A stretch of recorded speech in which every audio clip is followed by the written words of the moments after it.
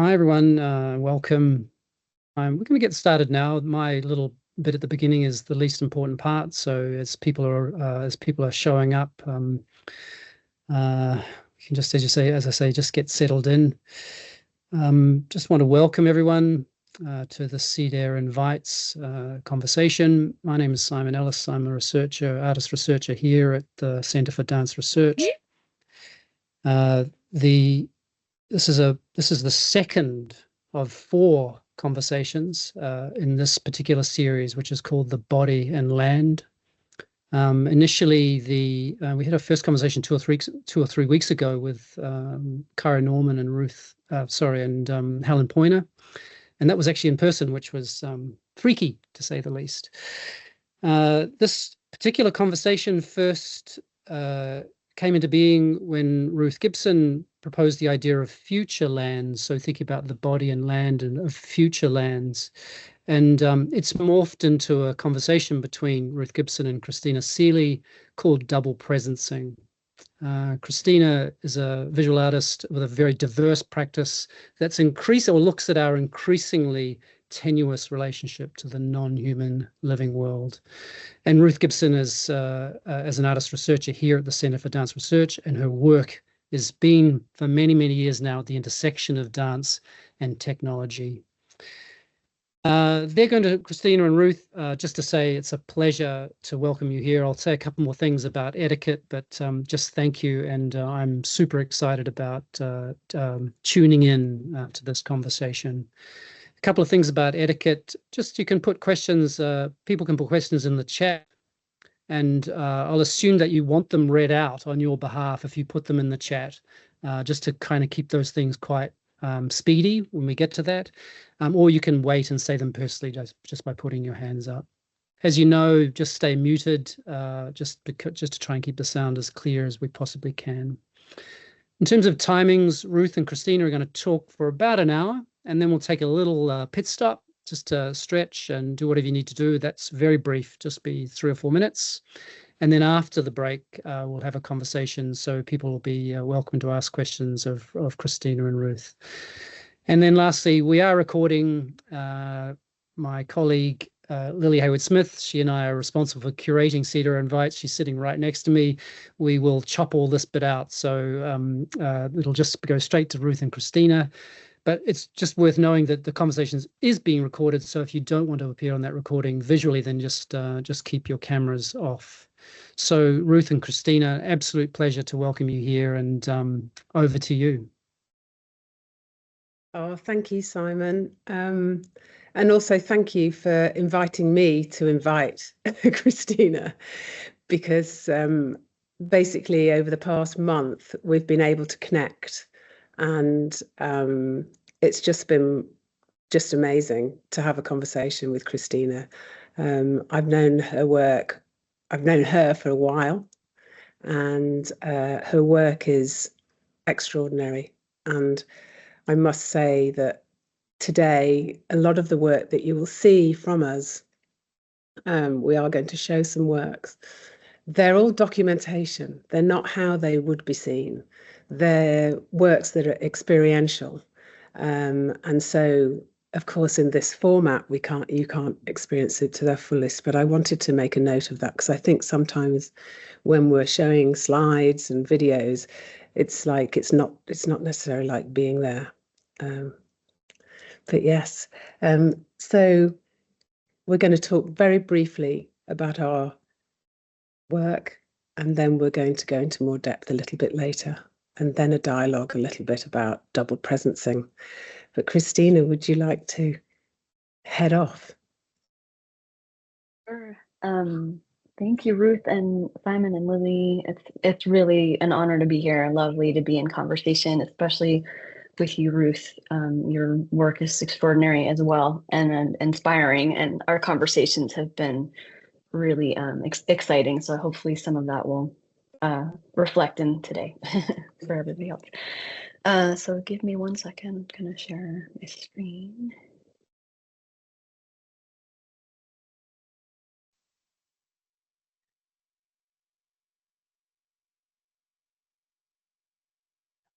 Hopefully we all set.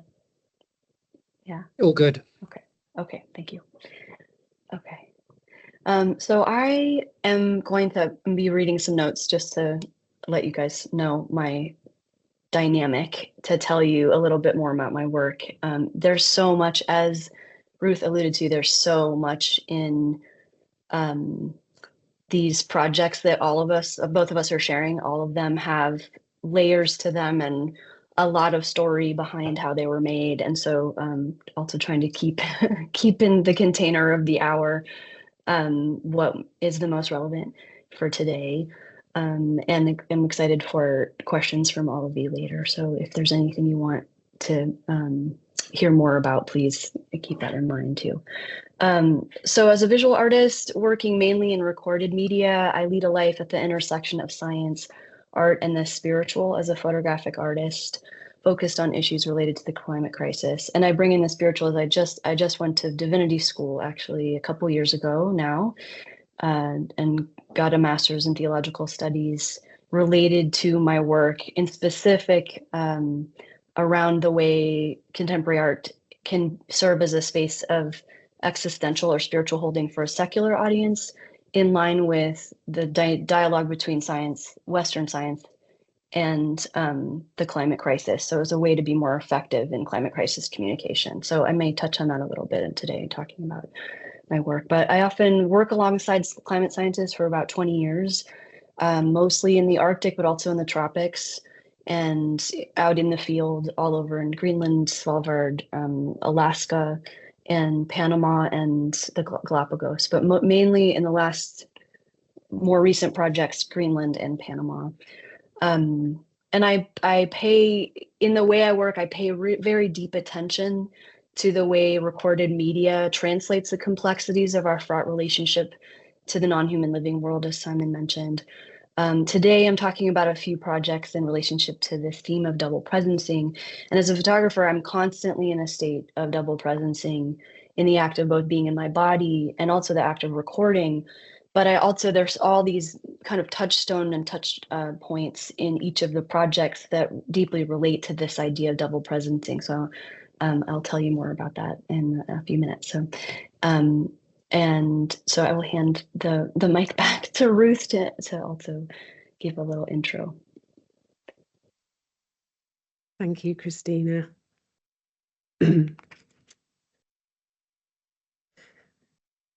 Camouflage, costume, landscapes, computer visualizations of those landscapes, either in film or in game engine environments, with the figure and the avatar sometimes materializing into large-scale sculptures, working with AR and VR and XR in remote and virtual production. Am I an avatar in my film works? I sometimes ask myself. I often work with motion capture, which is a process of recording high-resolution movement of objects and people into a computer system. It's used in the military, entertainment, sports, medical applications, and for validation of computer vision and robots. I also work with Skinner releasing technique, which is my somatic movement practice, which was created by Joan Skinner, which focuses on releasing tension, exploring movement, and promoting creativity. It emphasizes a permissive and playful approach to movement, encouraging exploration of physicality and integrating imagery and imagination into the movement process. SRT is transformative practice that can deepen connections with oneself, others, and the natural world.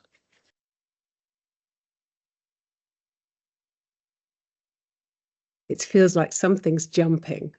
Is that my camera? How are you doing, Christina?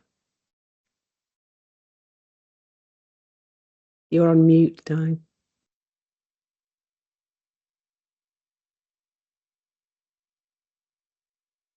Apologies.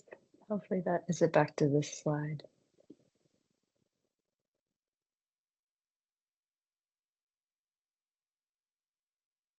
Okay. Ruth, apologies. I think we're back to your slide. I can't see what you can see, so sorry to just interrupt It's that. no problem. I think Yeah. really we go on to the next Yeah. slide, so you can talk a little bit more, perhaps in depth, about some of the pieces that you just showed. I'm done with doing the brief overview. So for those watching too, I'm new to Teams, so bear with me a little bit. Apologies. So apologies Okay. for Teams on behalf of No, Microsoft. no. I apologize for Teams. That's all seems right to me from this end, though. Yeah. Okay, so I think now we're transitioning into talking a little bit more That's about right. these projects. Okay, yeah. Exactly. So Yeah. So Christina, yeah, if you want to talk a little bit more in detail about some of these projects, cool. Okay, great. So here is just this is an image that gives a better sense, or just I guess a contextualizing sense of the way I work. This is a photograph from working on the Alaskan north coast of Alaska, the edge of the Arctic Ocean during perpetual night. And I often embed myself deeply in the land, and kind of the kind of presencing that we'll get into is as a sort of integrating. And that's really a core interest of mine over the arc of these 20 years, but as particularly now in a moment when we're in such a complicated multi-crisis in relationship to feeling and being very separate from the world that we need to be more integrated with. So this is just a way to kind of give you a sense of the practice and that double presencing. But I'm going to talk about a few projects. Two of them were in this exhibition, so I'll just give you the context of why they were made, and the exhibition itself. So Next of Kin, Seeing Extinction Through the Artist's Lens, was a multi-part exhibition focused on an emotional understanding of the pressing topic of species extinction that was prompted by an invitation from the Harvard Natural History Museum in 2017. And the prompt was to create a series of new works in conversation with the museum's collections. The exhibition was made up of the next of kin portraits, which were a set of large-scale kinetic reflective portraits of endangered species found in the museum's collections, accompanied by species impact, which I'll show you an image of in a minute, which is a set of daguerreotype portraits of species in the wild impacted by climate change, as well as a series of discrete sculptural objects and installations and audio created in collaboration with the Canary Project, who are our artists themselves. And they focused on the last traces of extinct species using specimen drawn from the Museum of Comparative Zoology's collections. These objects in conversation with the portraits were displayed in unusual ways, allowing their emotional impact to unfold as they're considered from new perspectives as part of this experiential dialogue with the scientific context of the Natural History Museum. So we are really artists working in this science context and playing out and playing with just the translation of what it means to create emotional driven work inside of a rational, analytic context, which was really had a profound impact on my work. So using the empathic gaze as a central concept in the work, the next of kin portraits were created in response to the pressing extinction crisis. The kinetic light boxes are made up of portraits taken of taxidermied specimen of endangered species from the collections on display in the other halls in the Natural History Museum. These large-scale reflective portraits amplify our connection to the subject through an enforced, so literal, reflective engagement of the viewer with the topic. And isolated in front of a dark background, the portraits have been taken from an angle that give a sense that the animals are looking straight at the viewer. The images are printed on Duratrans, which are like a slide material, and set into light boxes that are fitted with a two-way mirror as their front panel. In the exhibition, they're either set at a constant brightness that shifts with the ambient light. So in this case, this is kind of what it would look like depending on how bright it is in the space, or they're set on a cycle at a very, very barely perceptible rate.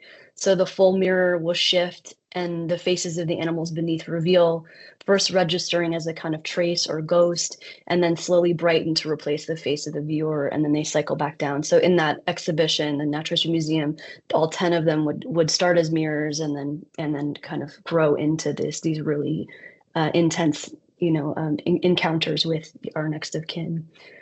The effects of the works play out metaphors that point to the edge of a great loss we are now entangled in, inviting an emotional bridge between the viewer and the subject, art and science, and a considered look at the fate of the next of kin in our animal kingdom.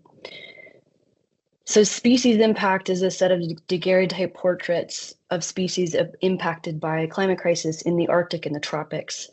The 10 representative animals were photographed in the wild over a series of 4 years on expeditions to Greenland, the Alaskan Arctic, the Svalbard Territory, and the Galapagos between 2012 and 2016. Selected species cover a range of key climate impacts noticeable in both regions.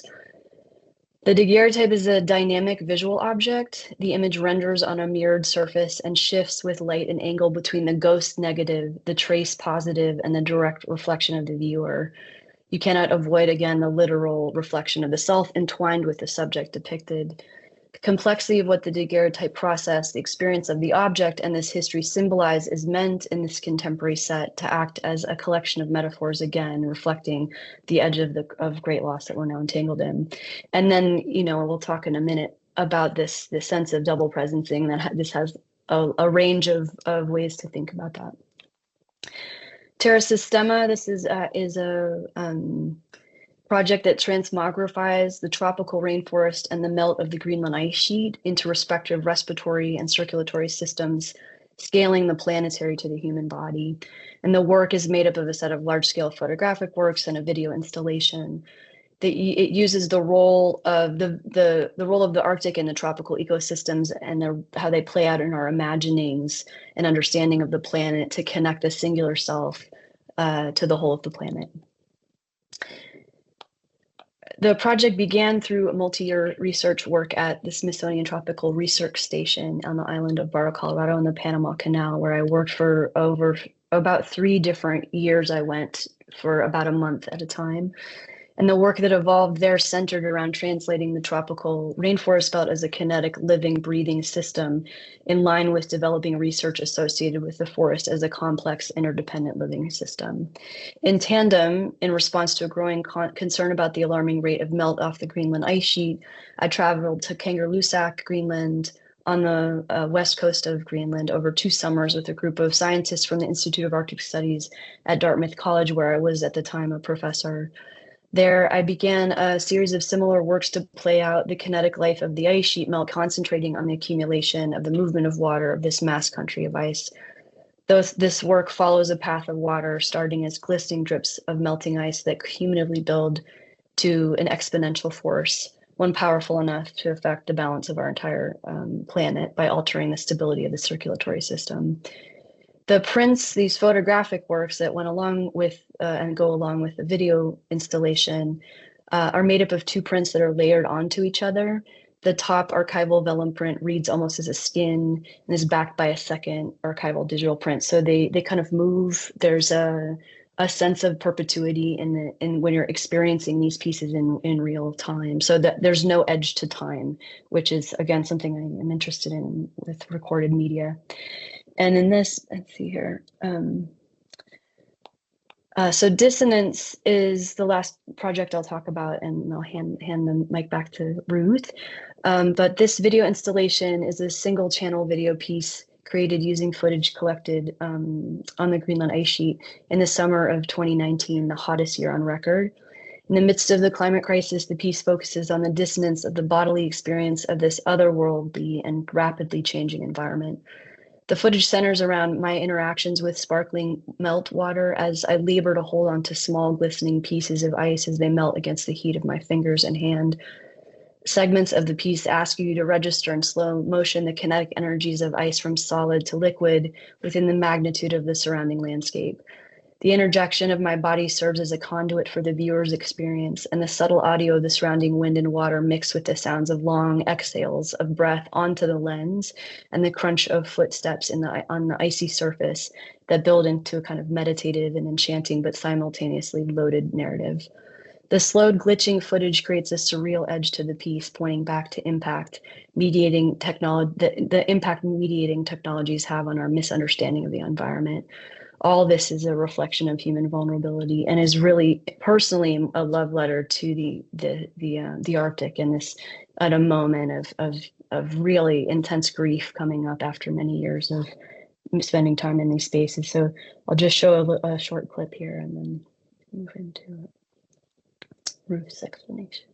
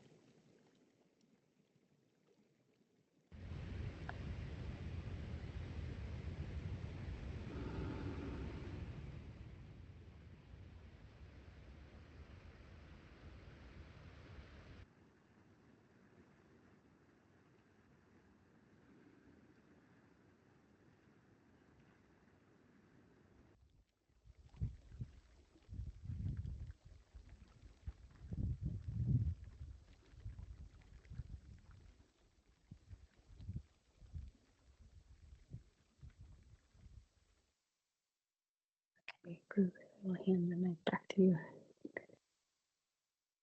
Thank you, Christina. I realised that's really already made me really calm watching that. I realised we missed a chunk of our conversation, which I should have introduced both our works to, which I think I might come back to as where we are now. So that chunk of our conversation of the intro, I will do after I've spoken a little bit about the work. So if you could go to the next slide, that would be great. Okay, so this piece of work is over 20 years old, which is extraordinary, makes me feel very old. It sort of predated the Wii controllers and the Nintendo Wii, and it was a computer-generated environment that was shown at the Venice Biennale, where the avatars were in camouflage. And were modelled in camouflage. But to get the background of that, what I did was I worked a lot in the forest in camouflage to understand more about nature. So I put myself in a ghillie suit in the forest and remained still for as long as I could in different environments. And these were filmed. So often with the work that I make with Bruno Martelli, they have they're an umbrella works that have numerous works associated with them. So for this particular work, Summer Branch, it had a film and a computer-generated environment which you could navigate around a forest. And the forest at in those days were built from virtual seeds. Now you can kind of just get your trees. You can just get your trees online and make that. And if you want to move to the next slide, please. Again, a fascination with snow and ice. And this was a residency in Banff. Again, I'm in a ghillie costume, which is normally used in the military or for hunting. And I'm on a lake in Banff, in Alberta, in Canada. And again, in very, very cold climate, not as cold as Christina's experience, actually, minus 27. I think you've been minus 47, I think, at some point. Experiencing and not getting cold, but experiencing this incredible vastness of nature and witnessing that. And I think if you go to the next slide, and there I am in a different forest landscape in the snow, if you can find me in the suit again, all to be camouflaged from nature so that I could understand more about nature, and drawing all the time on Skinner releasing technique. And if you want to play the video, that'd be great.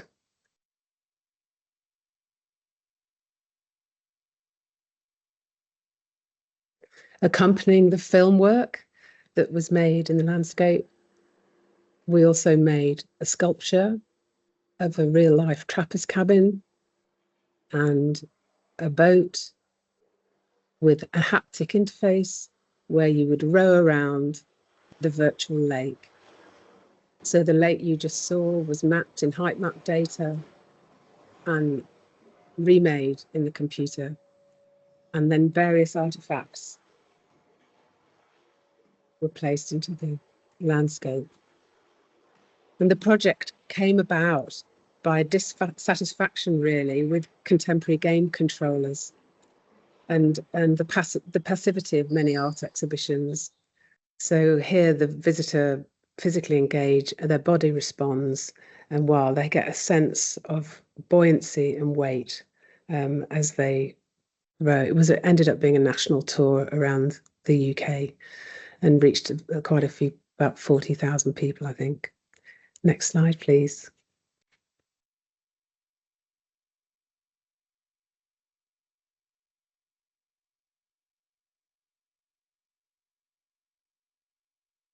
Some of these works, the motion capture biped that would normally maybe I'm associated with vanished from the work and the audience became the performer. This work was 80 degrees north in a project again that had 3 separate pieces. One piece called In Search of Abandoned, White Island and Perfect Circle. It was a solo exhibition that contemplates the overwhelming might of nature, its beauty and vulnerability. White Island simulates explorer S.A. Andre's doomed polar balloon expedition. Using height map data, a computer-generated world is experienced in virtual reality headset. In Search of Abandoned is a 3D interactive stereoscopic experience based on abandoned anon-place in the Arctic Circle, discovered on Google Maps. In Perfect Circle, a 100-year-old Dutch sailing vessel, the Noorderlicht, makes a 30-degree turn in the sea. And this is subsequently filmed onto a weather balloon, which I think you can just see a little crescent of it in the corner of the image, this crazy image that's the GIF that's like so old school, it's probably driving everyone mad by now.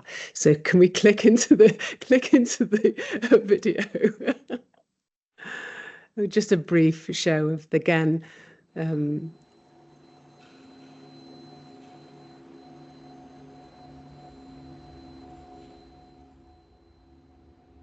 emphasizing touch and promoting perception through action.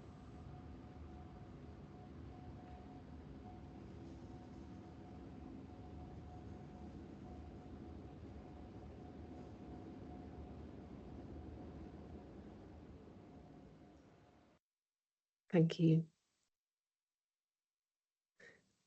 Next slide, please.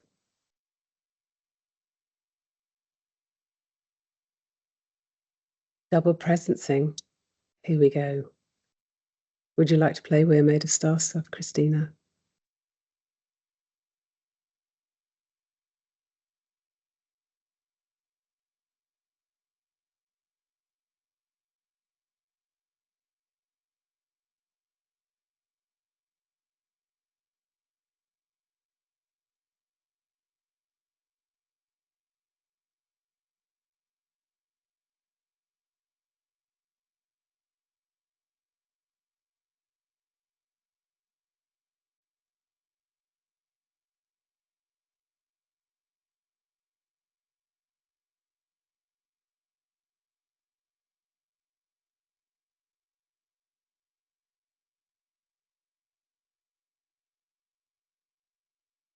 This work was made in just off Karikari in New Zealand with Bianca Hislop, a fantastic Maori dancer, and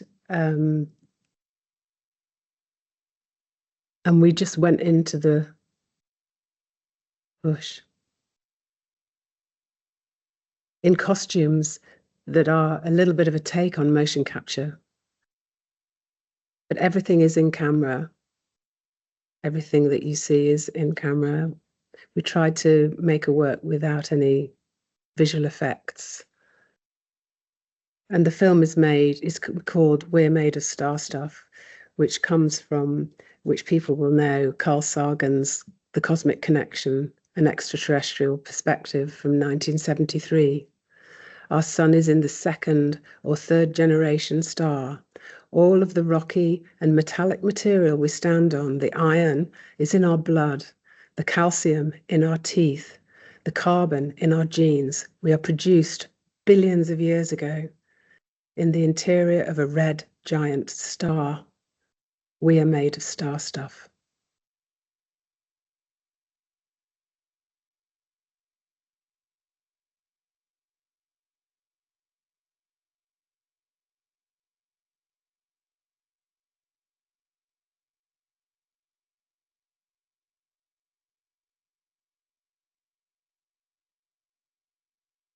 And this particular section, we took those motion capture suits into a motion capture studio.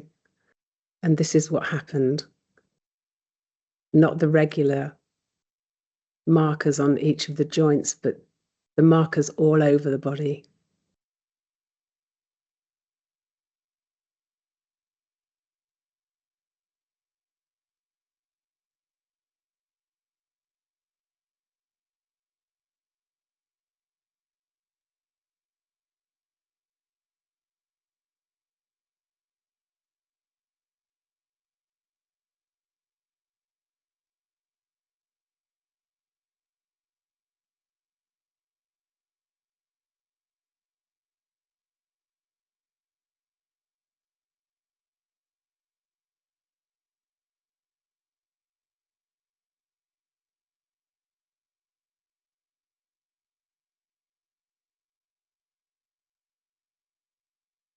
Thank you.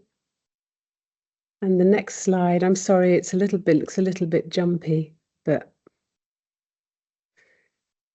this work is very special to me because this photograph was taken by Christina, which is rather lovely turnaround. And it's also very special to me because working on a project called Man-A, which was an AR project, looking at dazzle camouflage and looking at machine readable markers and so forth, barcodes and QR codes, etc.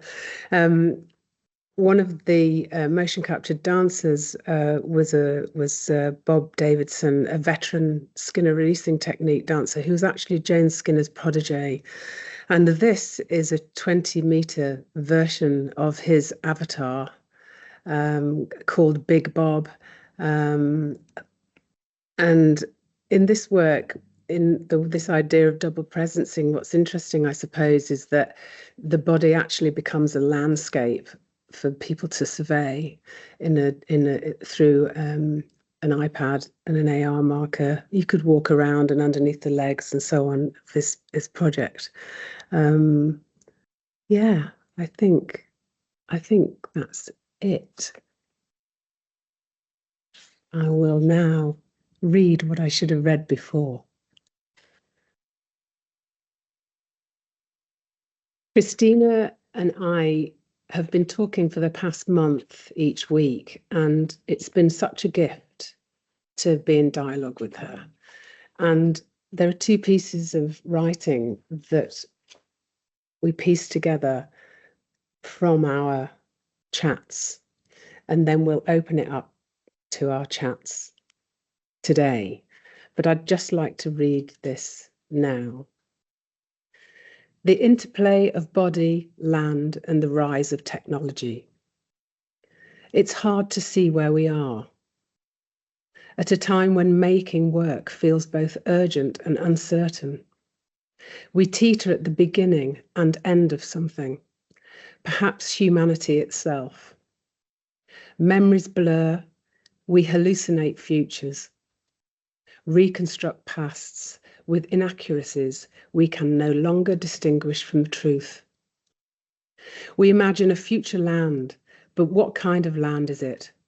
A place shaped by morality and technology, designed with biases whose consequences remain unseen. Diversion masquerades as inclusion. Systems built to serve now falter, and in their breakdown, they mirror or burn out. Our bodies buckling under the pressure, our lives categorized, parametered, edges no longer clear. This is a time of self-denial, where pleasure and rest are stigmatized, and success is measured by productivity. Yet beneath this, a more profound philosophy calls, one where all parts of life thrive, where the intelligence of the body is honored, and ethics of care guide how we design and connect. Technology links us, networks, feeds, algorithms, but are we truly aligned with our biological design? Anxiety rises and other senses atrophy. All systems fire at once, but something essential is lost. We seek tender ways of being, a new conversation shaped by listening, receptivity, and the courage to imagine a different future. One not just wired, but embodied. So, on to double presency. I feel like I've spoken too much now. Shall I continue? We can come, maybe we can come off the slides, maybe, I don't know, maybe, I don't know. Sure. Yeah, do you want to do that? So this notion of double presencing came about, and Christina, you just jumped into, I was talking about it and you just immediately, it just sort of, I don't know, it just registered with you, didn't it? It just totally registered with you. It really did. Yeah, I think for a lot of reasons it registered with me, partly because my practice has increasingly brought me closer into the body. I started on my first project was sort of looking at the world from a really far distance. I did a project called Lux, photographing cities at night in the 3 brightest regions in the world. It took me 5 years, and I was sitting outside of these domes of light, you know, and really separate. And it feels like the arc of my practice has brought me back closer and closer to the body. And right now, this idea of double presence, it's almost this trying to get the doubling down to single in a way, but also realizing all of the, when there's thoughtfulness, all of the possibilities of paying attention through multiple presencing too, right? So some of it has to do with intentionality and again, not being. And then the second thing I will bring in is just as a photographer, I taught photography for 20 years, and over the arc of very dramatic change in the way we relate to images and even the camera. Now everyone has the camera in their pocket, and there's a constant double presencing going on through the way we engage with images and make images. And I've had so many layers of conversation with students during that evolution that really have to do with thinking about how you are participating, especially social media, and building a second self, right? And the key turning, like, what's the right way to say it? There's sort of the real, I guess, the most important space to talk around, I felt, was around agency and intention again, and how you engage in those worlds, and that's what that self means, and understanding that there are forces that are informing how we are present or not present and informing that self, engaging in that in the world in this way through technology that's very complicated. So yeah, there are a million things that came up anyway. And then I think the last thing, to hand it back to you again, Ruth, is just in your work too, I feel a health in the way you're playing with this idea. And I'm excited to again hand you the mic to have you talk more about this way of thinking of technology as expansive over. I think I felt a lot of anxiety around and looking at the way mediation is probably, it can be, and it is hyperly problematic, as much as it allows us a way to be in intimacy with the world too, right? It's so so complicated. But yeah, just when you said that, I was like, I think light bulbs went off around both of our practices and ways of thinking and all of that. So yeah, I mean, I suppose I mean those people that are familiar with my work would know that there's always this there is this sort of doubling happening, and again representation and so on. But obviously more and more I've been thinking about, about not necessarily the distributed body, but how can we cope with all these things coming at us all at once? How can we find ways in which to make sense of it? Because I've always found the technology absolutely delightful and extremely problematic. And I guess that's where the tension comes, which is where they butt up with one another. So for me, my anchor is Skinner releasing technique, and I will always, whatever I'm doing, I always that's with me all the time. I'm so lucky to have it. I feel like I'm so lucky to have that support mechanism, because not only does it support me in a physical way, it also supports me in a psychological way as well, because it enables me to sort of reach out to sort of areas of my imagination I think I couldn't go, for one example, as well as sometimes in the body it can allow me to do things that I would never expect that I could do, purely through improvisation and creativity and play and being still, so, and slowing down and trying to lose my ego and working with other people in a cradle space where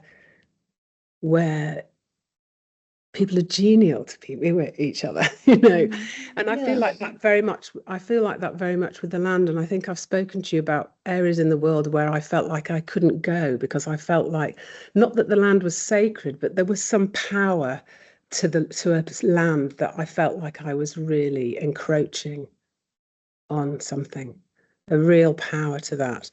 So I spoke to you about this idea of double presencing, and I'm still grappling with it, about body ownership and control and illusion and body doubling, and I spoke about in ADHD, body doubling in that context is doing a task in the presence of someone else. And I often think when you're doing VR, you might be able to become something else, but you're also watched by someone else, perhaps. Or in some of the past works that I showed, those very old works, you're being watched navigating a landscape, as an audience member, putting people into these situations to see what sort of meaning can come from it. And then the concept of the amanuensis, which is the scribe, the note taker, or the person who turns the page of a pianist while they're playing, this kind of codependence, this sort of cooperation. So in my choreography, at the moment, I'm trying to look at that idea of double presencing, and also it's actually a chap called Gregory Ulmer talks about the avatar, talks about avataring as a verb.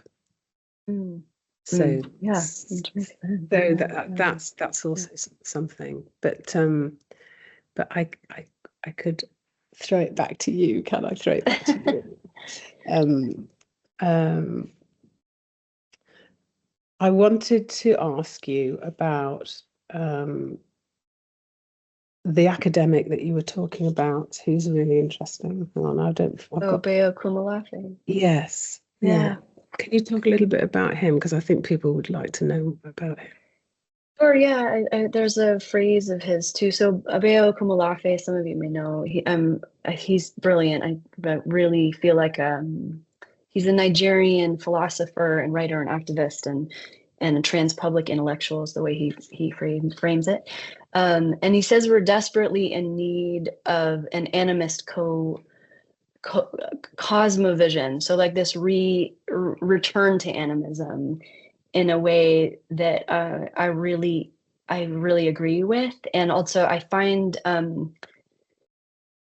I encourage you all to read his writing, because it's very provocative, and the way he uses phrasing and words to blow open maybe a less academic. It's very academic, but it's, how do I say this? This is something I struggled with in divinity school. I won't lie. There's the edge of the rational framework of the way we're supposed to talk about knowledge production, and we're all creatives here most likely, and that's not the way creative work works, right? So there's this freedom I find in his way of thinking that mirrors the way I've been producing knowledge as a creative person inside of academic spaces, which I find very challenging. I've found very challenging, because creative work's living and kinetic, and thinking of double presencing, like as you're experiencing something, that the work itself is living and changes as it's being experienced, etc. And he really has this beautiful way of thinking of animism that you can apply to not just the natural world, but just the way we're moving through and making, and in exchange, and we exchange knowledge, etc. That's really beautiful. And this disillusion of the sense of being separate, that I think has to start inside. It is a sense of belonging to the world, and kind of going past the anthropo, or the anthropocentrism, into the world. So we move into the world. And there's just some deep health in I think in this idea of that not being some, I don't know, stigmatized hippie sensibility, but actually to register that when we are in touch with our full kinesphere, meaning all of our senses firing at once, and our full animalness, we are animals. We forget we are wired into social structures and messaging that constantly teaches us to forget that we are, meaning that we were designed in relationship and in relation to worldings, right, and worlds around us. I think this idea of remembering that everything is energetic and connected, and that we belong all the time, opens up all kinds of territory that feels deeply related to double presencing, because there's this sense of, again, maybe intentionality that comes with when you feel belonging. You kind of let go, and you're in your sensory self, and you're this sort of this nuanced a way of being conscious, maybe. I don't know how to say that exactly. Yeah. Maybe, and then maybe that's an opening for you. Yes, but then that makes me think of Roy Ascott when he talks about double consciousness and double gaze. And he spoke about it a long time ago, and also the rise of artificial life, and the fact that life is a life. Artificial life is a life, which is something else. I was wondering, do you think, with the time we have left, shall we skip to the work that we're actually doing now? Or not now, but more recent work. We've just got a couple, haven't we? It's pretty quick. And we could do that, and then maybe that might have sparked something in the people that have come today, to ask questions or want to talk with us about.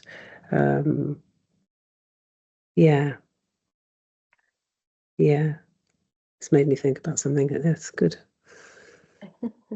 So much to think about. Okay. I know. I'll let you go ahead. Oh, am I going to click into it? I'm going to go first. Oh, yes. Okay. Yes. Talk about double presencing. Here we go.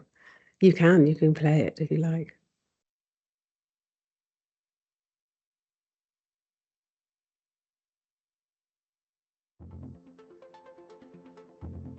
Again, it's playing out a little jumpy, but it's okay. Hopefully you can still hear me.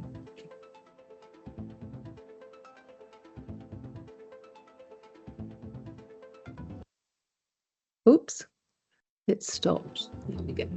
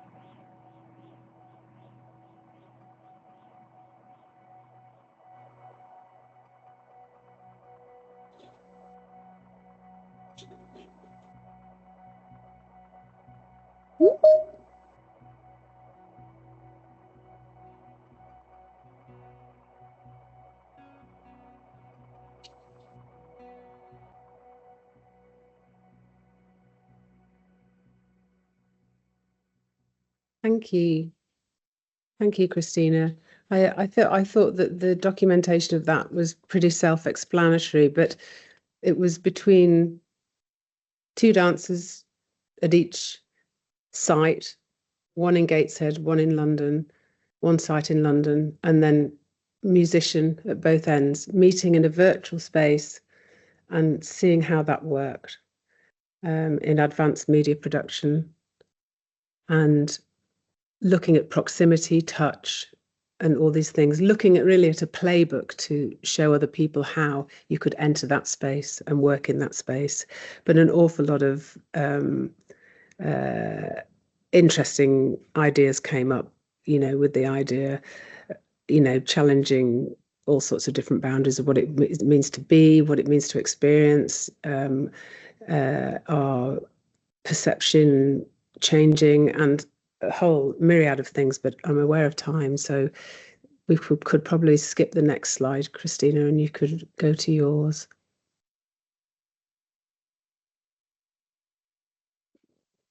We could always show it later. Sure, yes. I mean, it's a beautiful, I think we should show it later.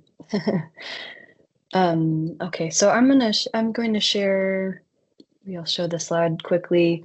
My most recent project was based in Alaska and Panama Canal, and it's called Disturbance. And I worked with an audio engineer, Christopher Hedge, to record the 3D sound of jets taking off out of the Anchorage airport, and the motion, or the sound of these massive cargo ships moving through the Panama Canal. And I'll premise that the project came out of the experience of, in 10 years prior to making the project, of working down in Alaska. I moved up to Alaska from summer to winter solstice in 2010 to experience perpetual day to perpetual night and work on a project about our relationship to time. And I would go down to this little park that was just below where the flights take off out of Anchorage Airport. And at that point, I was trying to record the trace of long exposures of the trace of flights taking off in dialogue with the tide coming in. So this tidal and scheduled time and conversation and photographs. So that was a project. And what happened was I was waiting in this very bizarre location for an airport in some ways, but sonically this really profound spot, in that the flights would come, I could hear them rumbling up and below and up above on the cliff overhead. And then they would, you know, kind of bust out over the bay and sound, you know, water carries sound in this really wild, expansive way. So there's a shock of sound, but also the way the sound would drop through my body as the jet came overhead was crazy. It was so intense. And every time, even though I could hear the planes coming, it would just scare me, like startle me deeply. And I remember sonically, because it was so quiet and there's a tinkling of ice and bird sounds, but very quiet. You know, the Arctic's this very delicate ecosystem. And then this just like absolute disturbance, this force of the jet would come out. And I remember then saying, I have to make a sound work about this. And so 10 years later, I went back and was recording that in 5D, which is like 5.1, which is basically so I could recreate in a space the actual jet coming through the room. And so in this little, you can see this little theater on the left, the visuals is kind of just a stand-in to keep you centered in this experience of the jet taking off. And then in working on Terra Sistema for inside of the rainforest, like, you know, it's basically waiting for the breath of the forest to come through in air. I realized over 2 different summers I was there, or winters I was there, that there would be moments, there's so much sound in the rainforest And it's beautiful. There's this sort of symphony of howler monkeys and birds and frogs and everything, and the wind and the sound of just the motion of the plant foliage there. And but something, I always get a little bit unsettled, and I didn't understand what that was. And I realized after a long time that it was the base of the ships. I could feel them before I could hear them. And they just expanded the canal. So these ships were like skyscrapers on their sides coming through. And unless you're right at the edge of this island I was working on, because it's right in the middle of the canal, you don't see them. So you're feeling them. So you imagine all everything, species that are hearing and feeling and hearing and being impacted by this. So I ended up also, again, recording the sound of these ships going by. And I should have the sonogram here because it's kind of amazing to see. There's just cloud of bass, and you see the symphony just go quiet. It's just like fog, and everything gets quiet. So this experience is really about the body. To share that, it's sort of important to understand how it was made in a way. So it's really deeply about the embodied understanding of this basically it's the most political work I've done too, in a way, sorry, to finish that thought, just the sonic impact, our kinesphere, again, I was making it also at a moment when the photographic, it was becoming so almost not obsolete because it's so dominating, but to get someone to stay with a photograph is so challenging. So, and again, I've taught it for 20 years. I've been making images. I'm reading photo theory. I'm thinking about it constantly, and really realizing that there's this atrophy of our other senses has happened because of the dominance of the visual. And so the sonic experience of being in these places, the embodied experiences of being in this kind of presencing that my work requires, was becoming increasingly important to translate, and felt like I believe this too in the work, that the sound is doing so much in tandem with the visual, but because we're looking for that eye candy, right, when we're in a space, but the sound gets you back into your body. So I'll play a little bit of, it's so hard to translate this through a screen because imagine you're in a space and there's bass, and you're in these two little theaters, and the sound's moving through your body. I can turn it up a little bit.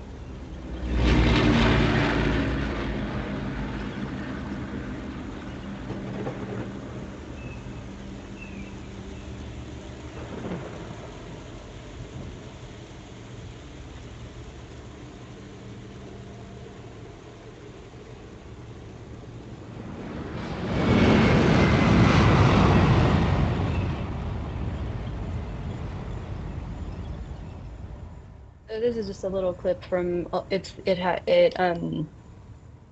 about 20 minutes, I think, the whole thing, and we choreographed it. So at the Anchorage Museum where it debuted, these two small theaters were across the hall from each other, and so they were composed in dialogue with each other. So there's the point where the rainforest and the howler monkeys kind of take over, and there's a sort of redemptive moment of the natural world sort of returning or coming back into life and reacting to that.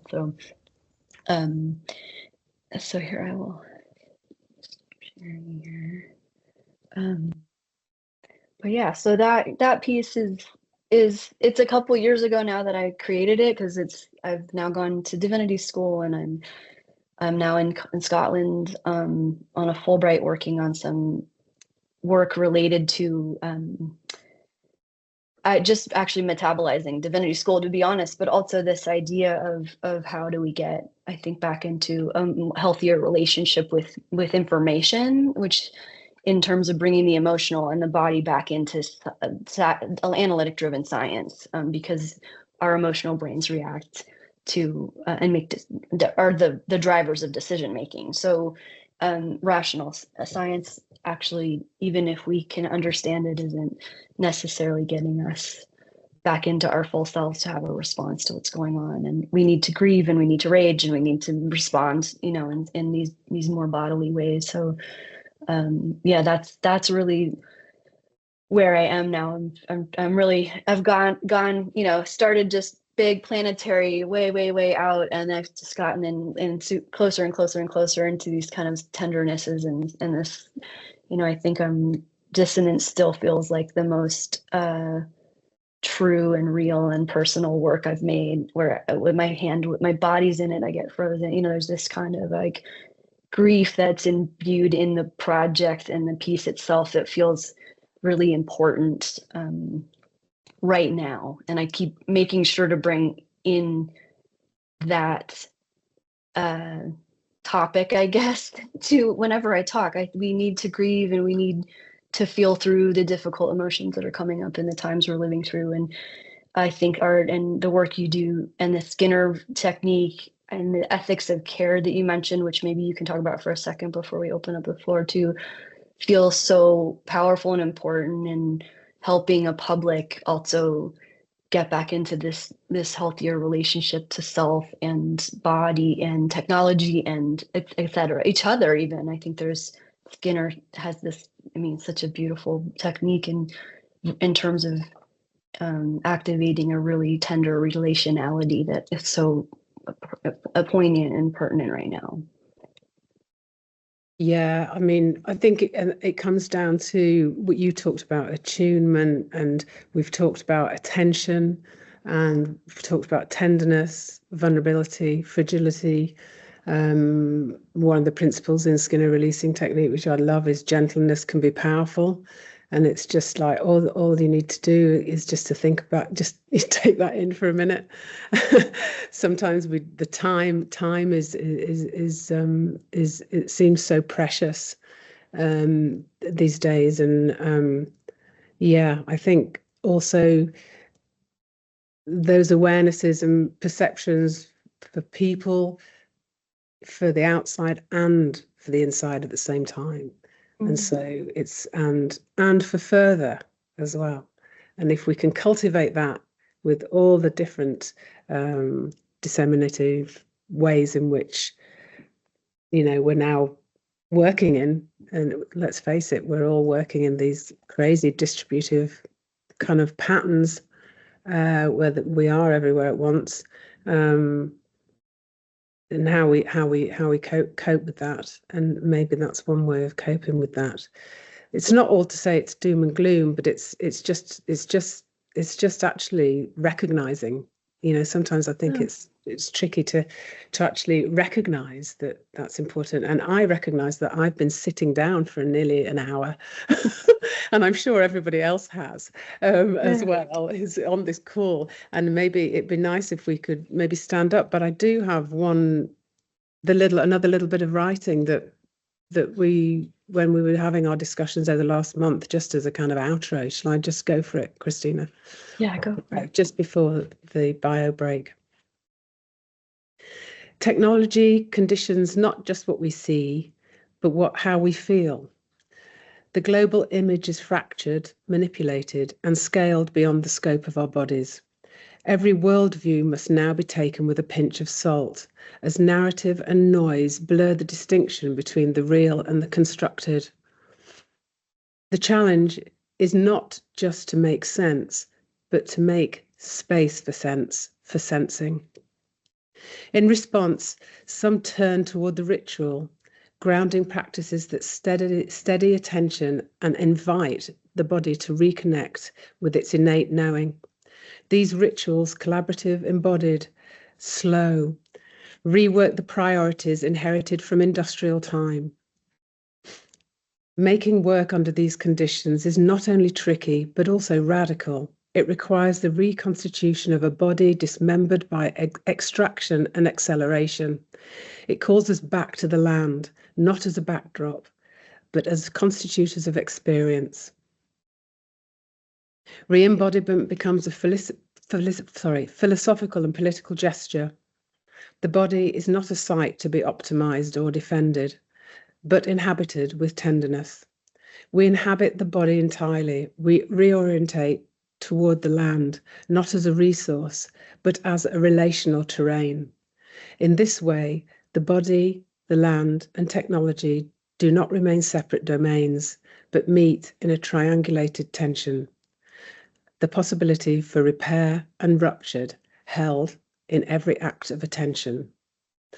And I think we should finish there, but I do actually want to say one more thing about the Body and Land series quickly before we have questions, which was on the 6th of May, Sir David Attenborough, who will be 99, says, after almost 100 years on the planet, I now understand the most important place on Earth is not land, but sea. Okay. Thank you. Thank you. Thank you both. I'm going to just unspotlight you, if that's right. And let us, we don't have so much time, but let's just take a couple of minutes. I think just 2 minutes, just for, as you beautifully described it, Ruth, a bio break.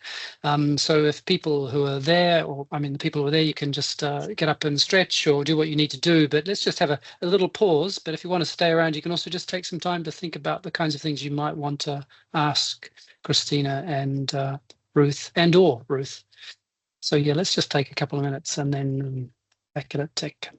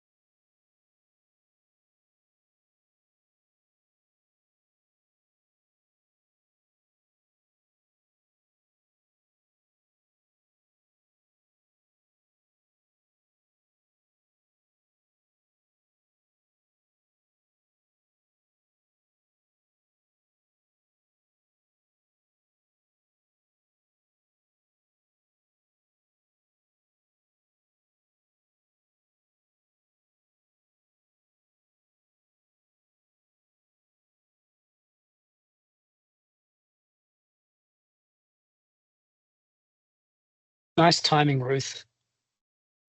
Oh, we went over a little bit. We made a bit of it. All got a bit. It's fine. Sorry. It's fine. Christina, sorry about that. I totally when the screen went funny, I just totally forgot about the intro. Never mind. Yeah, no, don't worry.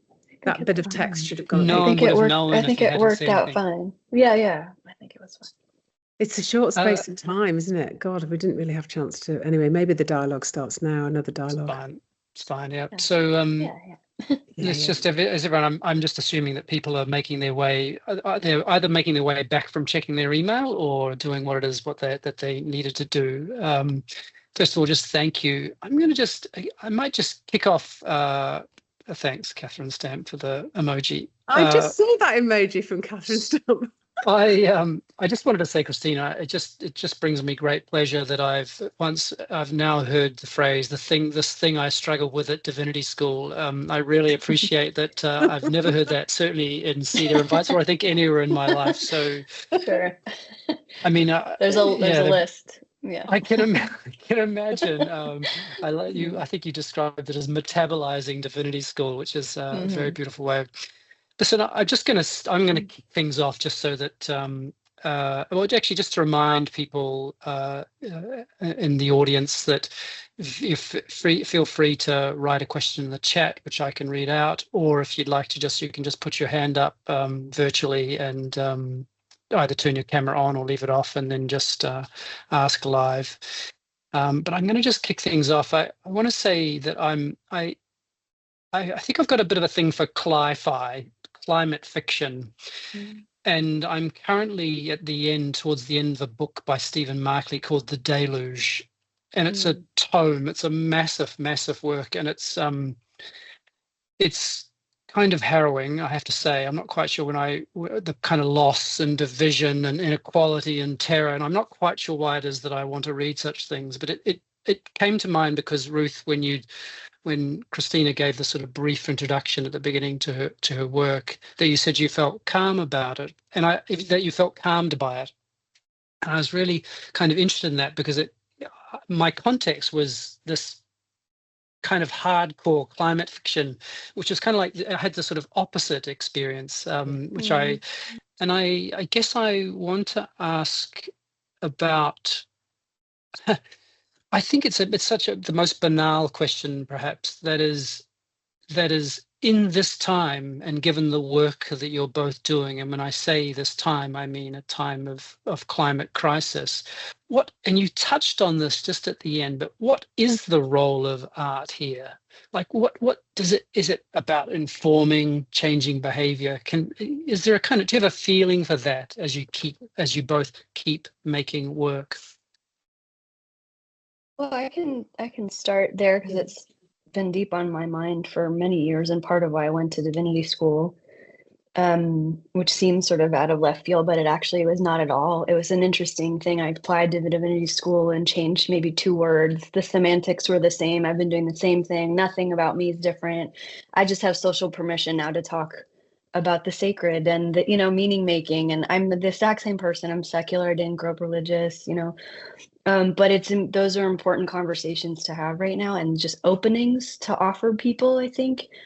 I'm starting to, this is just my personal location in all of this, partly because because it's now it's big, I didn't understand, of course, starting out when I did what would unfold and what that meant I would be holding emotionally either. I held a huge amount of grief, and I've been alongside climate scientists during the arc of our witnessing the climate crisis turn into climate collapse, and watch them have no social permission to share their emotional reaction. Even they have it, but they're asked to share the data that they have in a way that doesn't allow for that. And now I think it's changing right now because we're at this sort of juncture. But I think it's really important. I feel in my work that I believe in activism, and I'm kind of a soft activist in a way, this sort of really loud, showing up, especially what's going on with the states right now. It's a very, it's a charged time. It's a really complicated time. But I also think that there's this subversive, quieter, calmer way to show up and help people calm their nervous systems down. We actually really need to calm our nervous systems down every day, to be honest. I believe that. And stay with what's happening and learn how to stay with what's difficult, because when we don't do that, we shut down. We either shut down or we go fight, flight, freeze, fawn, whatever the thing is, right? And then can't actually move through and stay in possibility and think about ways to respond that are productive or generative. We get into reactive mode. So I actually think art is the most important and vibrant place to help that kind of container, I guess, exist, or just help. It is that container. It can be a container connecting with each other, of kind of getting back to presencing, you know, learning how forming and activating and building that muscle of really being present and staying with what's difficult, and also learning how to keep out certain noise and let in a kind of health, right? That's my take on it. Ruth, what are your thoughts? My thoughts about, you know, making, we discussed this a lot actually during the last month, is that making art at the moment is actually really tricky. We were thinking that we feel very not exhausted is probably not the right word, but just it's just such a different time than some of the works that we showed at the beginning of the talk, in a way, and how and so much has happened in that time, technological change, all sorts from the breadth of work. I think I can only speak for what I'm making, and I continue to make and have to, because it's what I do. And I think a lot of the worlds or invented landscapes or represented landscapes that perhaps I personally make, rather than art in the world or dance in the world, it's to remind people of the real world and remind people of real bodies. So it's you know, making a virtual environment of a beautiful forest is to, in a way, to suggest that the real one's amazing, you know. It's almost, and I think I felt calm when I saw that from Christina, because for some reason there's a steadiness in her approach to work. Whatever she's depicting, somehow there's calm. Like, I look at her Instagram posts and I immediately just take a sigh.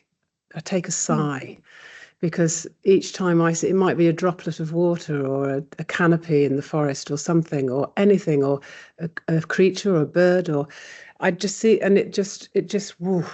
So I think it's something to do with that, and perhaps my familiarity also with glaciers, you know, and seeing that glacier and you walk in that way. I was like, it felt weirdly like home, even though it's not home to me, because through experience. So I think, you know, amongst all the turmoil that's happening everywhere, you know, I keep being reminded of what, you know, what Carl Sagan said, you know, our land is our pharmacy, and just people don't, do you know what I mean? Our agriculture is actually our pharmacy as well. Yeah. So it's like, what is going on? It's just trying to, yeah. So it's a very long answer, but wobbly, inarticulate answer. Thank you both. So someone else is, what's on people's minds, responding, feeling, thinking, asking?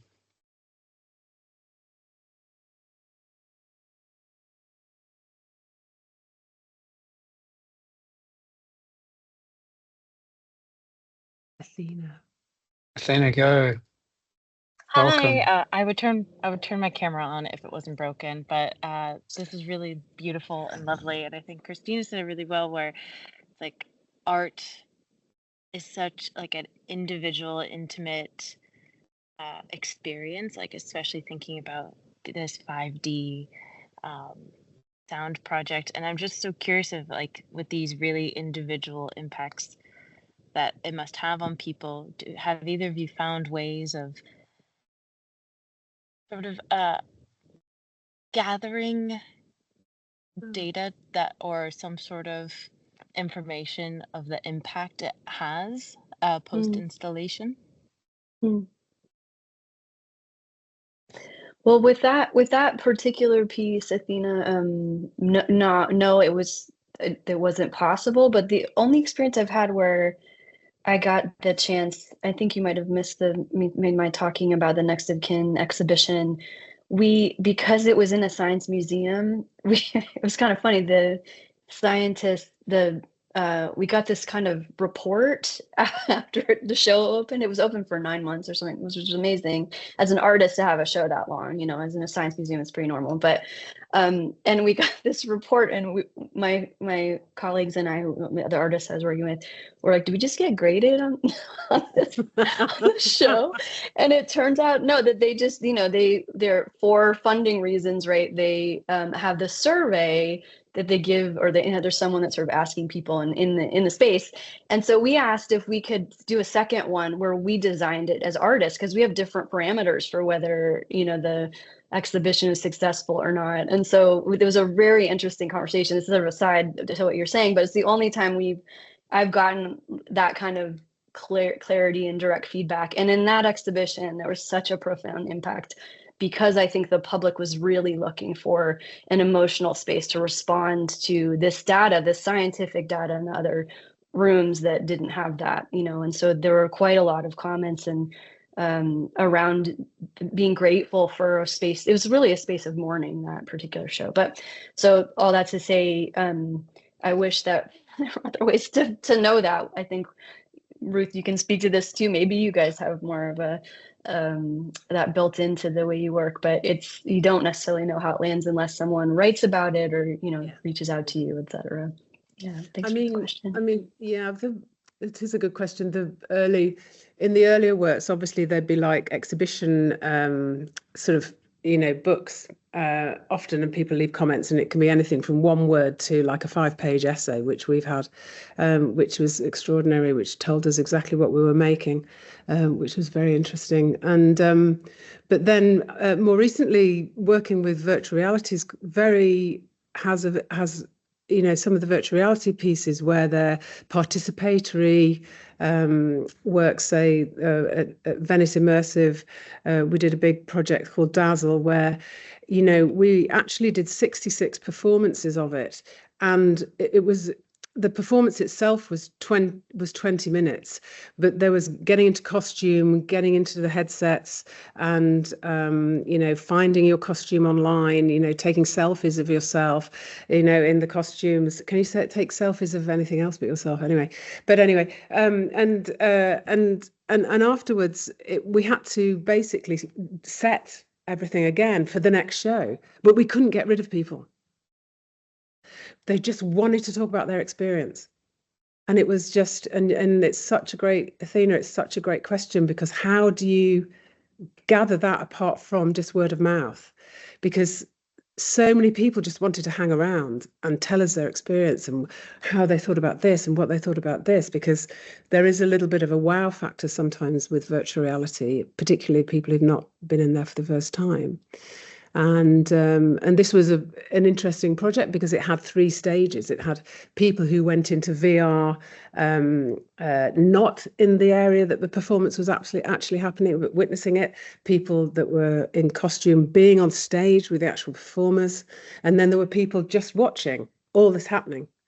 So and people just kept coming back in different forms and different ways. And I'm sure there's been some fantastic Canadian institute that tried to do this with interactive art years ago, is to work out what people's experiences were. But yeah, good one. Needs to be sorted out.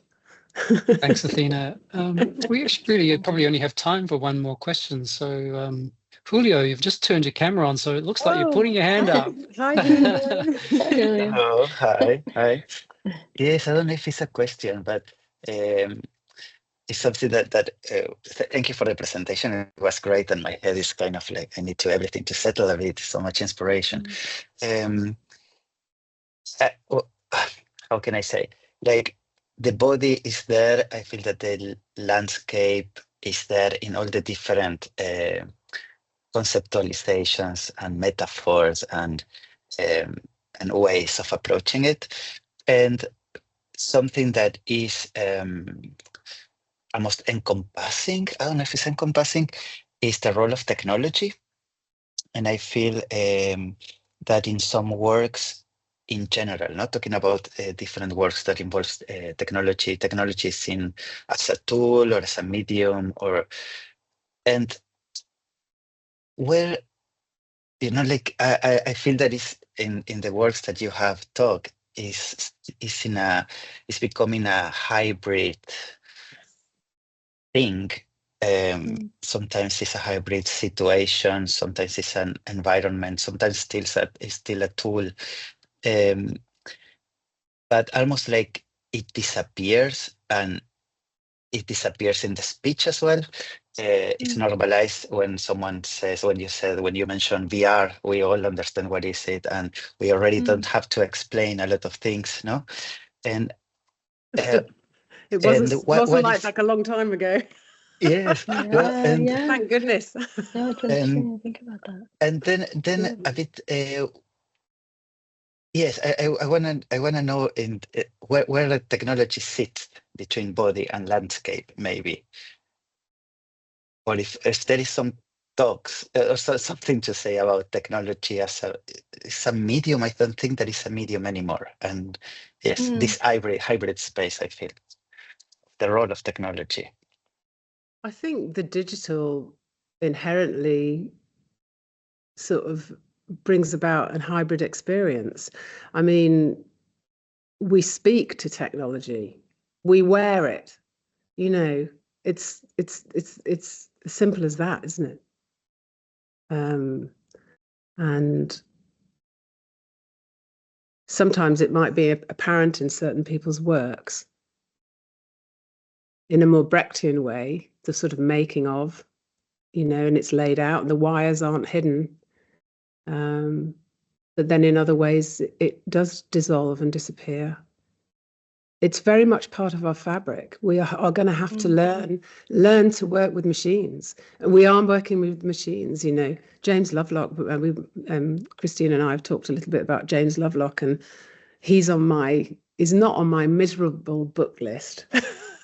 But I do have a sort of climate miserable book list. But James Lovelock is the scientist who spoke about Gaia and also the Novacene, you know, and he talks about, to save the planet, we will have to be in dialogue with a higher intelligence, the intelligence of the machine. And as much as that is quite, it's there. So, yeah. Well, I also think there's this like makes me think of Ruth and I also speaking about it as this expansion, you know, can be problematic, but it also can expand. It's happening right now. We're not even talking about it. We're on we're on this platform, expanding community and connection, you know, through it, you know, but we forget it so often, you know, it's kind of a wild thing to forget. When I was teaching photography, also, I tried to get this generation to realize how profound it is to hold in your hand like a past moment in time. It's so deep, like your mind kind of bends, and then we're in like a jillion versions of that now, right? But just even the moment when culture could still time and then hold it, and maybe even look at yourself or yourself as a kid or something, you know, it's so crazy actually, but it's a portal. And I think that's a way I like to think about it.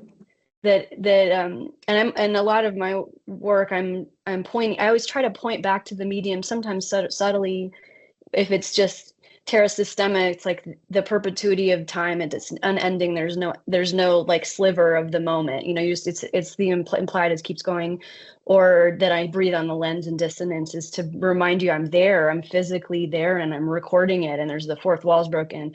But I think that it is maybe that's a way to think about it. It's sort of portaling. It's a tool to expand reality, or I don't know. Like that. I'm sure there's a way to contradict that too, but like, I really like that. Love that question. Because the question's great, because you're sort of grounded, but you're there as well, you know. Yeah. Interesting. Thanks, Julio. We're gonna have to say goodbye. So Christina and Ruth, just on behalf of the team here, I know Ruth, you're a part of that team, but just thank you very much for your time and your presence, your double presence, and for making this happen. It's deeply fascinating. I have an enormous number of questions, which I'll just send to you and you can leave them. But so thanks everyone for coming along. You'll see I've put things in the chat, which give you some information about what's coming up. But I will look forward to seeing you again. But again, Christina, Ruth, thank you very much. Oh, thank you everyone for coming as well. It's really nice nice to share, and yeah, lovely, and it's been brilliant for us to have this opportunity. So thank you, Simon, and send those questions. Yeah, thank you, Simon. Yeah, well, and Lily too. Yeah. See you then. Thanks, everybody. Thank you. Take care.